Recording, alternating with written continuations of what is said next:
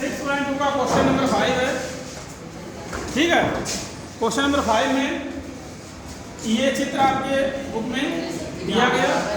इसमें क्या बताया गया कि पी क्यू एक दर्पण है, आर एस भी एक दर्पण है। पी क्यू आर एस दो समांतर दर्पण है।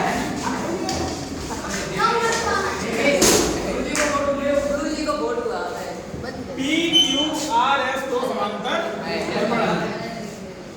एक किरण ए बी दर्पण पी क्यू के बिंदु बी पर आपतित होती है और बिंदु बी से परावर्तित होकर विपरीत दिशा में जाकर दर्पण आर एस के बिंदु सी पर टकराती है और पुनः बिंदु सी से परावर्तित होकर विपरीत दिशा में चली जाती है।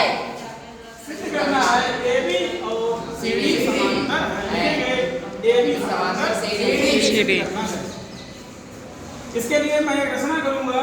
बिंदु बी से एक लंब खींचेंगे, इसका नाम बी एम कर दिया। बिंदु सी से एक लंब खींचेंगे, इसका नाम कर दिया। अब आप देखेंगे कि ए बी एक आपतित किरण है, बी सी परावर्तित किरण है। इसलिए कोण ए ये आपतन कोण है, कोण दो परावर्तन कोण। तो आप जानते हैं कि आपतन कोण और परावर्तन कोण बराबर होते हैं। कोण एक बराबर कोण दो, कोण एक बराबर कोण दो। समीकरण नंबर 1। इसी प्रकार चूंकि लिखेंगे बी सी आपतित कर रहा है, बिंदु सी पर आपतित होती है और सी से डी की तरफ ये परावर्तित हो रही है। बिंदु कोण 3 आपतन कोण है, कोण 4 परावर्तन कोण है।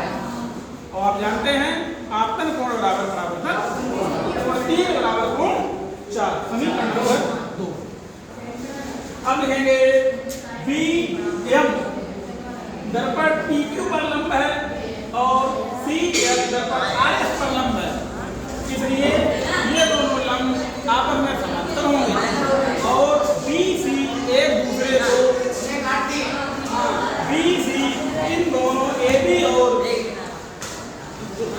बी और सी बी एम और सी एल लंब को काटती है। इसलिए कोण 2 और कोण 3 एकांतर कोण होंगे। आप जानते हैं एकांतर कोण बराबर होते हैं, इसलिए कोण 2 बराबर कोण 3। ये लिख दिया कोण 2 बराबर कोण 3 एकांतर कोण है। Equation number 3। अब लिखेंगे समीकरण 1 समीकरण 2 समीकरण 3 से आप देखेंगे कोण 1 बराबर कोण 2, कोण 2 बराबर कोण 3, कोण 3 बराबर कोण 4। इसलिए कोण 1 बराबर कोण 4 लिख लेंगे। समीकरण नंबर 4। अब समीकरण 3 और 4 को जोड़ देंगे तो कोण 2 प्लस कोण 1 लेफ्ट हैंड साइड में इक्वल टू कोण 3 प्लस कोण 4 राइट हैंड साइड है। आप देखेंगे कोण 1 और 2 किसके बराबर है?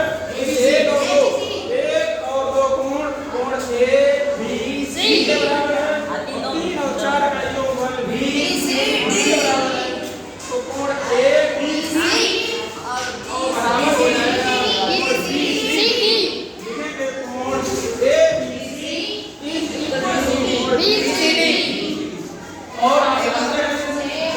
ए बी सी और कोण बी सी डी ये कैसे कोण है? एकांतर कोण है। एकांतर